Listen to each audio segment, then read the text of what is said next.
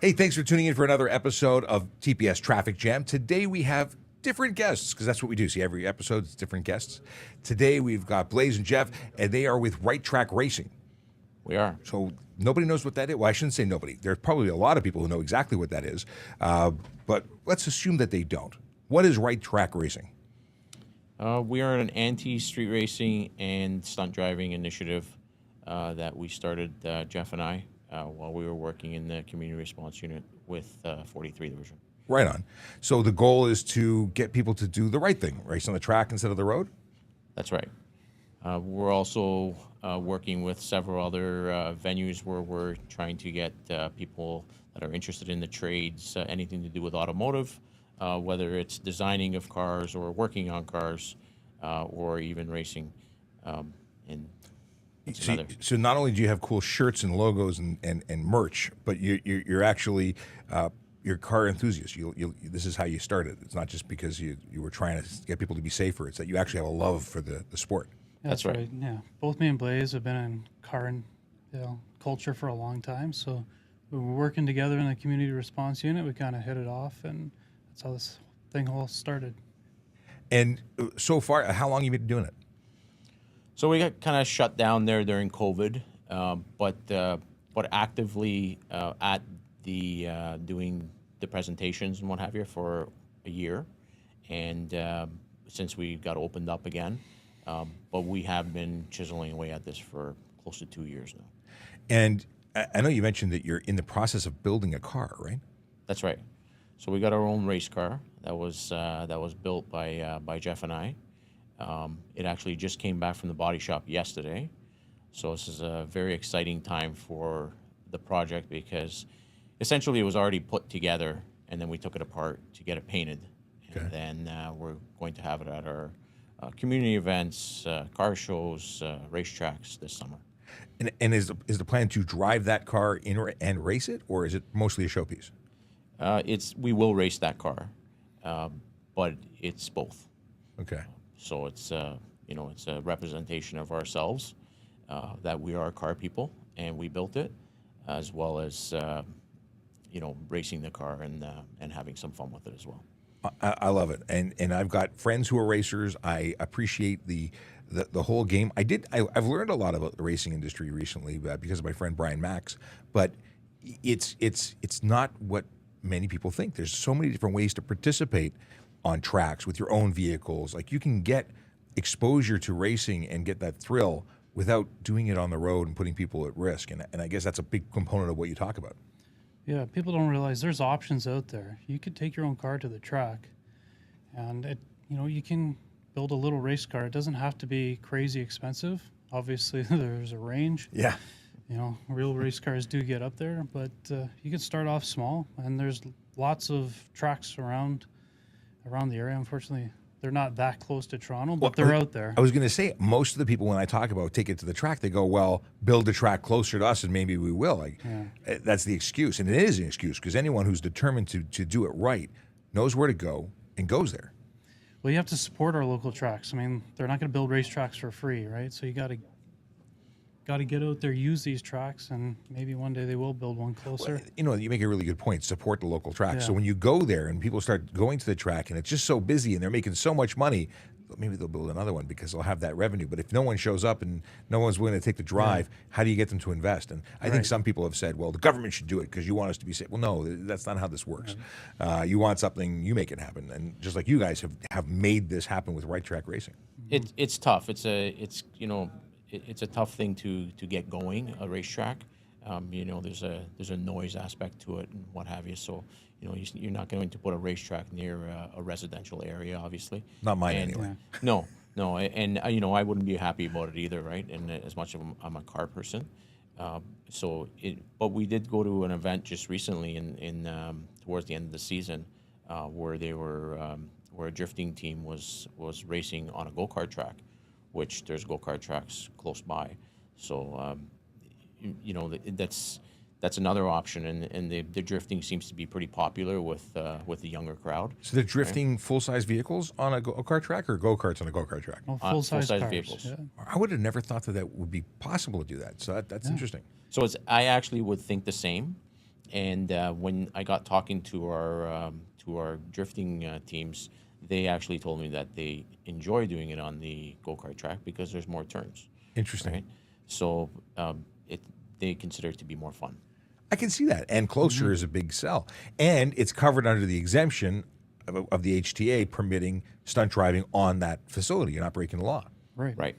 And that's a big thing. A lot of people were really upset by that change. Especially on that go-kart track too, there's not the speed element. So if you go off the track, you're just spinning off into grass at a low speed, but everybody has fun. I've been told that drifting is kind of like going to a skate park with a skateboard. You just go do tricks with your friends, hang out, have some fun. Well, I like the slow speed or the lower speed element of it. I can appreciate that is a safer way to play. What I really have concerns about is when people are doing it on the road, when they're doing it in parking lots, or that's more. It's now illegal under the HTA. It's now something that's going to get you that 15-day suspension or 14-day suspension, that 30-day impound. Sorry, 30-day suspension, 14-day impound.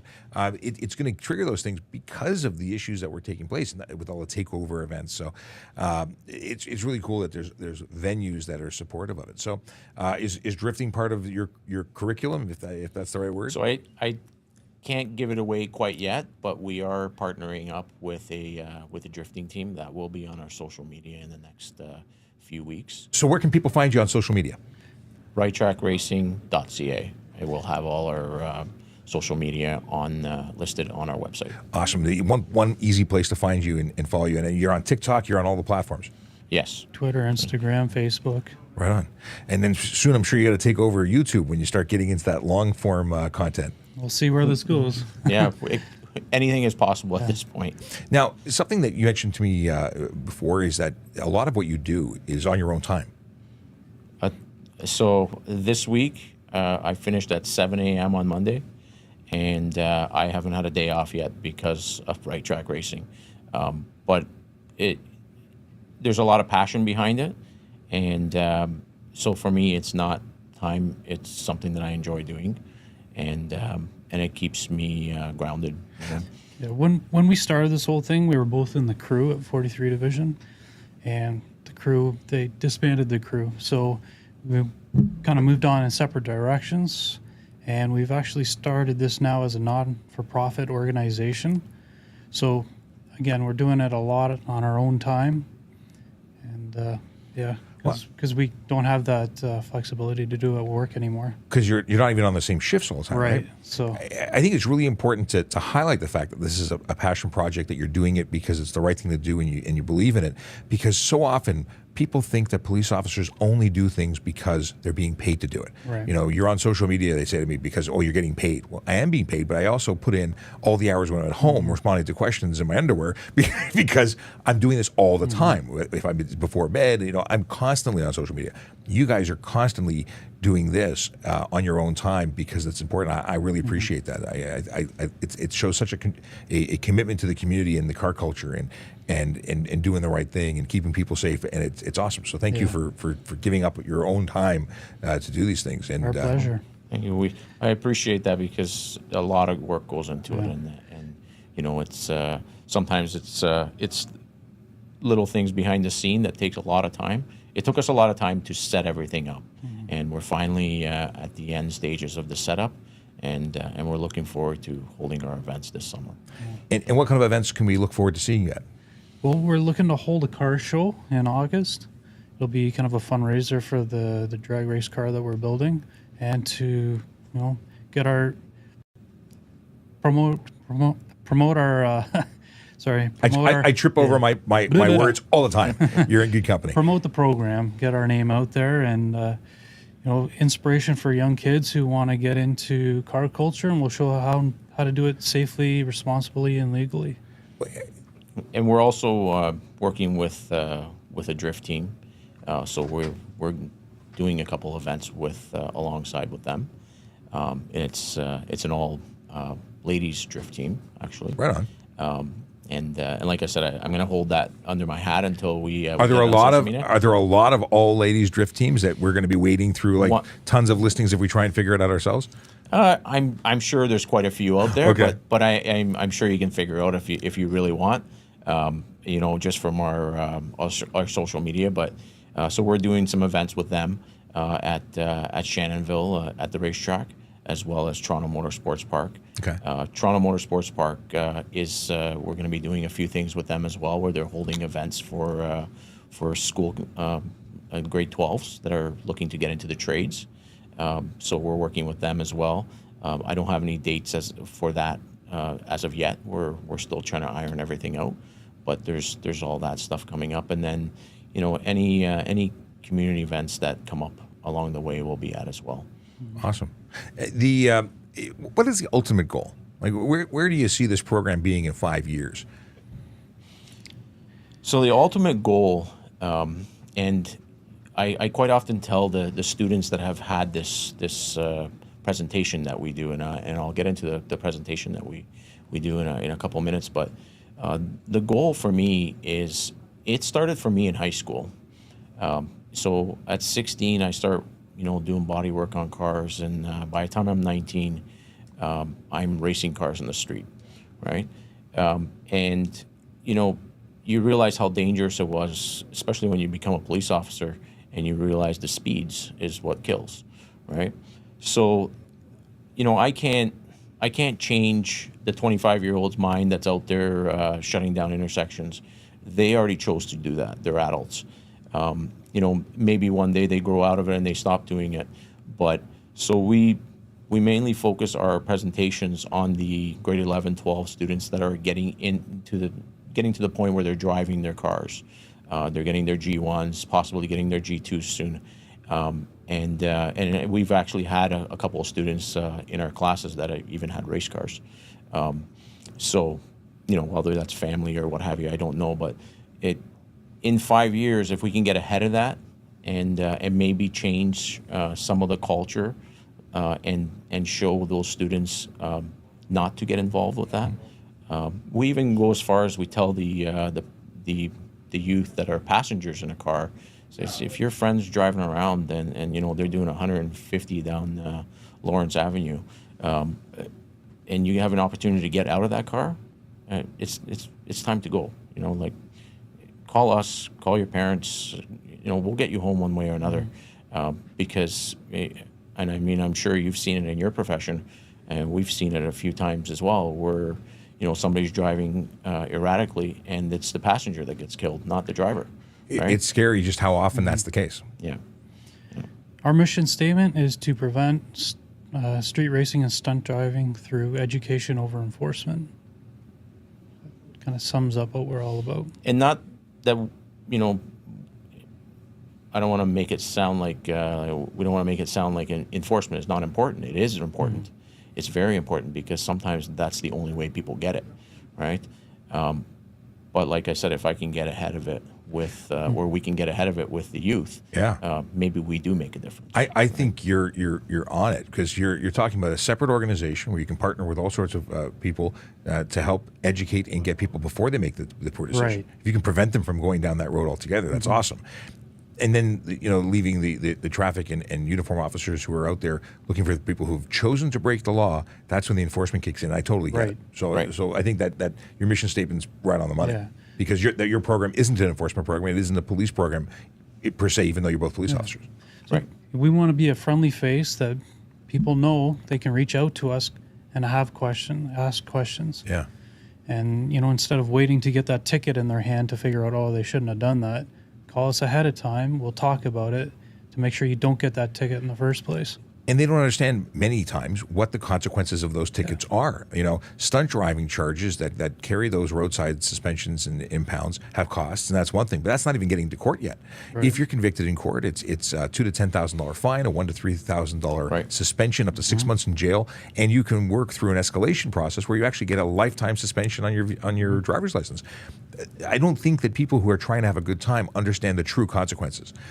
And that's where the education comes in. And we're doing this Monday to Friday, talking to people online, but you have a totally different way of connecting to somebody as a car person. Because here I'm a car person, but I'm not a car person. And let me flip that from what you just said with the fines and everything else that goes along with it, right? Your insurance rates going up.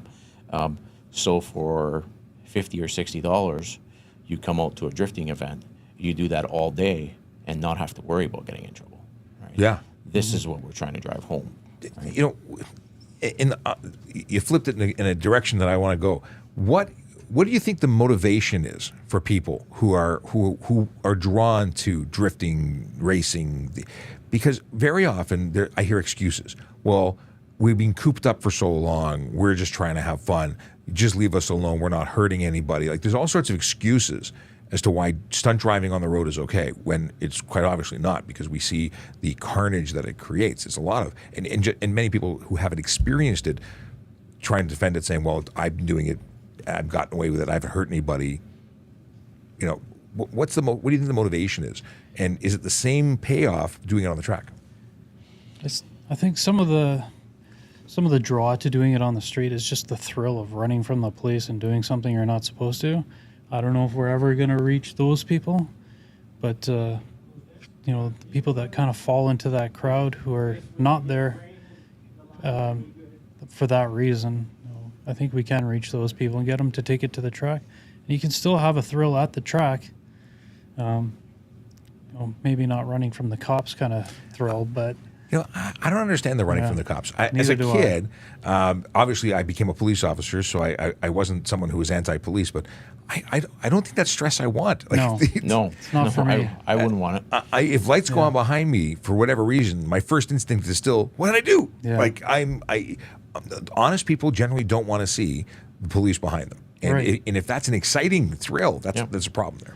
You know, even as a police officer now, when I'm driving home and I see OPP on the 401, I still, am I got my seatbelt on? Yeah. Am I doing the speed limit? Am I?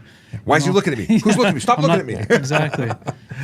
It's across the board. It's an honest response, and if you and generally speaking, people who are way too comfortable with police are people we generally have to worry about. Even the police have to be worried about police. That's so cool. So you have a drag car. That's what you're building right now. That's right. What kind of car is it? Is it custom from the ground up? Is it a converted So car? it's a 2007 Mustang. The entire, basically from the front seat forward, has been cut away. And it's basically all just one big roll cage from the back to the center section of the car. The front's been modified as well, but not quite as much as the back. The engine doesn't belong in there. It's a race engine. Same with the transmission. You know, so it's kind of pieced together like an actual race car would be normal. Okay. It's strictly a race car too. It's not a dual purpose street race car, so it'll be trailered to the track And it's a straight line drag car. built Yes. for drag racing. Now, I used to drag race when I was younger, right? And I not only did I drag race, I worked in a shop where we built the drag cars, so that's kind of what's been, you know, my thing for my entire life that I've been into racing. I never actually road raced or anything like that. Okay. As much as I really like it and I like watching it, I've never really done it myself. So you got real background even from the perspective of working in a shop. This isn't just something you dreamt up and said, I used to go fast in the back 40 and now I want to be. You have real race experience from the building side. Yes, and this actually came up when we first started doing the program. Our unit commander, Dave Rizek, suggested to us that we bring somebody in who is an ex-street racer, and I said to him, I said, you're looking at one, and he, you know, he's kind of surprised, right? But and I have been very honest about it, and you know, because people know me in the car culture, right? People will see me and they'll know that what I did and how I did it, and I'm very honest about it. It was, you know, it wasn't the right thing to do at the time, and I shouldn't have done it. But I was there, and so I can understand the culture quite a bit more than most people would, right? It's interesting that you bring that up because I think there's a lot of people, as we're in the hiring phase in hiring, we're always hiring, but there's a push right now looking for candidates for police officer, and I think a lot of people who have histories where they've done things that were not perfectly, you know, above board or frowned upon or breaking the rules, I think that they can't be a police officer. That because they made a decision when they were a kid, that decision will carry through. if you didn't hurt people and if you didn't end up in jail and you didn't, it doesn't mean you can't change and you can't do the right thing. We all made mistakes when we were younger. You just got to show that you've moved on and grown up since then. And the main thing is you have to be honest about it. Yeah. I mean, if you take your integrity down because you don't want to be honest about one ticket, then what else are you not leaving out? And driving is a huge component of becoming a police officer, not only because we all drive as part of our duties, but because if you have a record that is horrendous, and because you're out doing stuff that you shouldn't be doing, and then you go to apply because that's just, you want to be a cop, and then we look at that history and say, well, one second, do you respect the law? How are we going to go put you in a car in a uniform and say, go enforce the laws that you obviously, especially with a recent bad driving history, how are we going to ask you to go enforce And we those laws? drive every day. Yeah. If you lose sometimes all day, right? It's our office. Yeah. Our office has wheels. Well, mine even has wheels, but it's in a carpeted floor. So, who do you want to? Who should be reaching out to you? Who do you want to talk to, in terms of people to get involved with your program, and how do you get involved? So one organization that I plan to reach out to in the next little while is Young Drivers of Canada. I'm hoping to work together with them because they're the biggest driving school out there. So that would be a good one for us. I mean, CAA, they're about road safety as well, right? Yeah. So they would be a good partner for us, and as well as some of the insurance companies. So you're looking for support from companies and corporations to come and help develop programs with you, and I imagine help fund it and do things like that. But in terms of, let's say, kids, students, how do they get involved? Well, our social media. Follow us on social media. We'll be posting our upcoming events. Come out to our events. If you've got an idea, if you want to work together, maybe a shop teacher is listening and you have an idea to work in collaboration with us, reach out to us. We'd be happy to become involved and work together. Is there an opportunity, if I want to get involved with racing, can I become a racing car driver, or can I race your car? Is that something that's going to happen, or is that it'd be probably too much liability on our part. But I mean, by all means, if somebody is building a race car and they need some guidance, okay. or how to lay things out or what have you, we're more than happy to help with any of that stuff.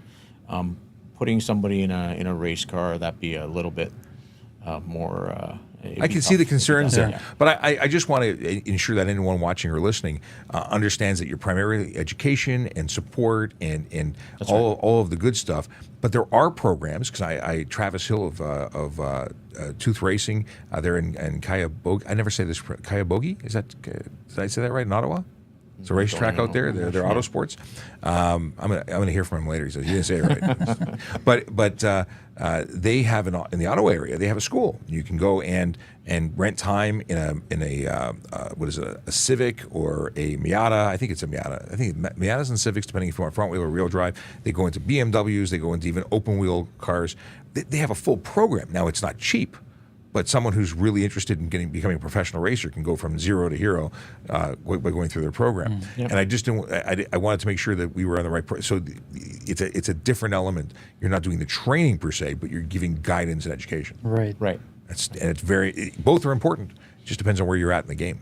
And we kind of lay that out in our presentations. So we do 1 hour presentations for high school students, and some of it is about we started off with kind of like how we got into everything and how we do our racing, and I'm very honest about how things happen with me. Is I have two kids now that are driving age, yeah, and these kids, they grew up around 3,000 horsepower race cars, and they think 1,000 horsepower on a car is no big deal.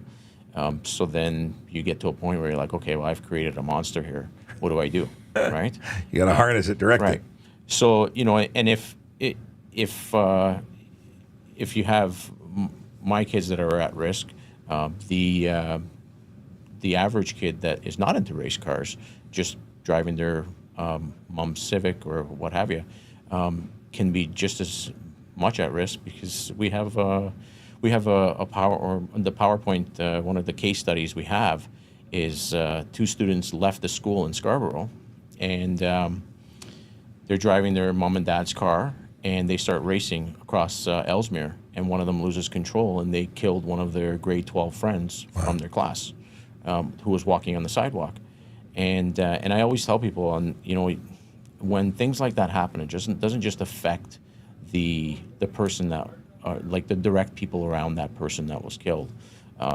Friends, family, obviously it's going to affect them, but it affects anybody outside of that circle as well. The first responders, the people that were just walking by. Just to give you, for instance, when I pulled the archives up from that case study, that one was actually 20 years old. And we've been through multiple systems with the Toronto Police Service. So when I pulled it up, all that was basically in it was one page of just the people that were involved, and there was no story. Well, at the bottom, I saw a badge number that I recognized, and it was a friend of mine. And I went to him and I said, "Hey," I said, "Do you remember this?" And he looked down at the paper and he says, "Oh man," he says, "that was 20 years ago." But when I explained to him what the incident was, he remembered it like it was yesterday, right? So, there's a lot more happening when something tragic like that happens, and that's one of them. The other incident that we have in our presentation is where I was first on scene at a racing accident in 2019, and I walked up to the car, and I still never forget it, because all that was left of this vehicle was sheet metal wrapped around the pole. Everything else was in backyards, right? Engine, spare tires, even the radio was in the backyards. And just the center sheet metal of the car wrapped around the pole. And the two EMS people that walked up with me, I was the first officer there, walked up, and they were fairly new EMS people. And one of them turned around and looked at me and said, "What do you think happened?" And I'm looking, and I know what happened. It was speed. It's always the speed that happens, right? And people sometimes they look at these cars on NASCAR and whether it's drag racing or any type of motorsports. These cars are not your mom's Caravan, okay? They're built a lot differently. Every time we had somebody killed in a motorsport accident, we perfected it. We added another bar here, another bar there, a better safety harness, maybe a better seat, whatever it took to Prevent the driver. Yeah. Protect the driver. So I always explain to them that I used to build race cars, and I show them an incident where a friend of mine crashed his car in Vegas a few years ago, and he walked away and he hit that wall twice at over 200 kilometers an hour, right? And I said, these cars, their number one job, as much as you think they're race cars, their number one job is to protect the driver, right? Your everyday car that you're using to go get groceries, they're built well, and people say to me all the time, "Oh, they don't build them like they used to." No, they build them better. They really do build them a lot better, but they're not they're not full safe. Even race cars, things can happen, right? And I explain to them the differences in crashing a race car versus crashing your everyday car. There's so many differences, from the Hans device to structural roll cages and improper harnesses. But we hear the same things. Because I talk about speed kills all the time, and I get, no, it doesn't. It's a sudden stop. Okay, yeah, we get it. Haha. But it is speed. You increase the speed, you increase the damage, you increase the risk of death. There's so many things. You can't change physics. And yet people say, well, I've got great brakes. But they tend to discount, like, yeah, great brakes do lots of things, and they, maybe they will function better, faster, stronger, but they still have failures. They still have the biggest failure, which is the person pushing the pedal. When you're not paying attention because you're not a professional driver and you're not focused, you're focused on your infotainment system. A race car has nothing in the car except you to focus on the task at hand. Mind you, I just got a picture of my friend's new was a GT. It's a Mercedes spec built car, and he's got like it looks like a Nintendo controller on his thing for tuning revs, and I don't even understand. But there's a lot going on, but it's not it's not outside of the realm of racing or driving. You're still in the focus of doing that thing you do when you're doing. I'm rambling. They're driving. They're not, choosing music. Right. So that's a big thing. They're not talking to their buddy next to them. Maybe they're getting instructions from a pit crew, whatever. But it's the excuse of technology will protect us, and technology is better. So speed doesn't matter, and I can go 200 is silly. Yeah. There really is a mental state with drivers. If you look at professional drivers like my friend Eric Latino, quite often the night before, so the races usually are on Sundays.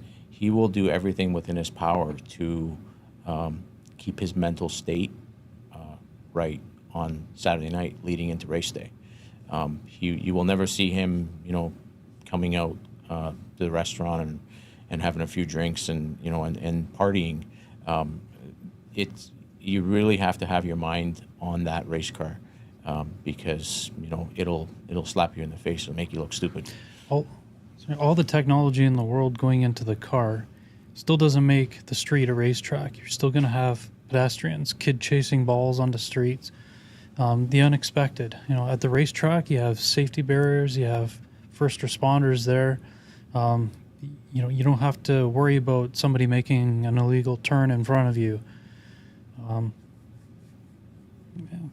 It's a totally different animal. And if you want to for a second suggest that you're a fantastic driver and so many drivers think they're great, let's give them credit. We'll say they're amazing, but you have to count on everybody else on the road being horrible. Exactly. And if everyone else is horrible, then no matter how good you are, you're looking for trouble. That's the unexpected. You don't know what's coming. You have to expect the unexpected. I like that. Exactly. There was some point I wanted to bring up, and I've since lost it, so I'm going to skip. There was something that was really good, and I lost it, so it happens. We've been chatting for a bit. What do we want to leave those who are listening with? Like the big words of encouragement and. If you're tempted to street race, take it to the track. I like that. How about that So one? that is our That's our model. slogan. One thing that it keeps coming up with our social media is we'll get emails or even comments on a lot of our social media and it's the same thing every time. The racetracks keep getting closed. There's nowhere to go. I know some of the racetracks are a little bit further from Toronto, and that can be frustrating.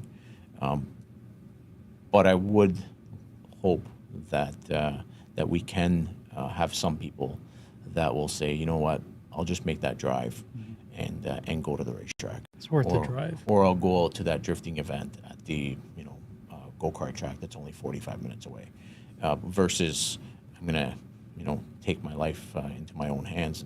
And when I did street racing, and I can understand what's happening, the culture of social media and what have you. I see it. I'm all over social media. We're all addicted to our phones. So, and myself included. And I forget. I kind of don't know where I'm going with this, but we don't. Been there. Yeah. So we don't know what's coming as far as all this stuff goes, right? And I hope that we can make a difference on all that stuff. I think acknowledging that we don't know what we don't know is huge. And people who are interested in cars, love cars, even people who are diligent about reading up on cars, don't know what they don't know. And the racing world has so much more to it than meets the eye. It's like the Transformers. The deal is that if you are truly a car person, if you're really interested in doing it, do it right. Don't do it. Support the hobby. Support the industry. Go and take the drive and invest in a weekend way of doing it right, because that's the only way it's going to get better, continue to get funded, not get shut down, and to truly participate in something better. You're not hanging out with your buddies who think that you know stuff. You're living in a silo. You only know what you know. So I think this is great. What you're doing is fantastic. Thank you again for doing it. Thanks for coming and hanging out here. I hope that everyone goes and follows you on your social media. So it's righttrackracing.ca, where all the social media is going to be listed, and you can get and follow you everywhere. I look forward to watching the adventure, and I hope they come out and check out what you're doing on the track someday. Looking forward to it. Thank you very much. One thing that we didn't mention is that the race car that we're building is privately funded. It's not a single tax dollar was used for that. I think it's clear that this is something that that you're doing because you love it, and not to try and benefit in any way from the taxpayers. Yeah. And sorry, where I was going with the social media, I lost train of thought there for a second. But what's happening with the social media is we're starting to see more and more fun videos, right? And I love them, right? And what's going on is what was happening 20 years ago with the street racing. Now, with, for instance, my generation, when we used to street race, we'd go out in the middle of nowhere, and there was no cameras, and none of this social media. And now it's being taken to another level where we've been one-upped, right? Let's be honest. It's and the cars are faster, right? We have 1,000 horsepower cars now instead of we used to soup them up to 400 or 500 horsepower. So I think if I can at least reach a few people, I've done my job. When I say, don't try to one-up us. Well, one life saved is one life saved, and it makes everything worthwhile. I think very often when we talk to people who say, I'm out in the middle of nowhere and I'm going fast, who am I going to hurt? What they don't consider, even though they might hurt themselves, is their own families. Right. If it's your mother, your brother, your sister, your cousin, the people who care about you, even if you're a bit of an idiot, they care about you, and they will be destroyed if you get destroyed. And that element, people don't look at that 3 steps forward, a life of rehabilitation if they've broken every bone in their body, if they even make it out alive. So our case study for the vehicle that I was first on scene for in 2019 for the racing accident, we've went as far as interviewing the parents, and we have a video of Sean's dad that he still to this day has not driven by that intersection. He doesn't want to see it. He's never seen it on TV or anything like that. He's unable to face it, right? And unfortunately, that was the decision that Sean made that day that cost him his life, right? And changed everybody else close to him forever. Right. Yeah. Well, I hope that this episode goes far and wide so people can get a taste of it, because hearing you talk about that, I can visualize it's I've had enough trauma exposure to collisions to be able to put myself in the shoes as the first on scene. I can't. You just added on with the story about the dad. It really gets to me. That kind of stuff. People need to understand just how serious these are not toys. I mean, we can play with them off the road. We can do great things in controlled environments, but cars are not toys. Right. Anyway, thanks again, guys. I really appreciate it. Thank you for having us. My pleasure, and I hope we can do this again and get the next installment of what's going on next. And I'll be watching on social media. Absolutely. Support your local racetrack. 100%. All right, take care, and we'll see you on the next one. I don't even know what camera to look at anymore. Thank you. Take care, everybody.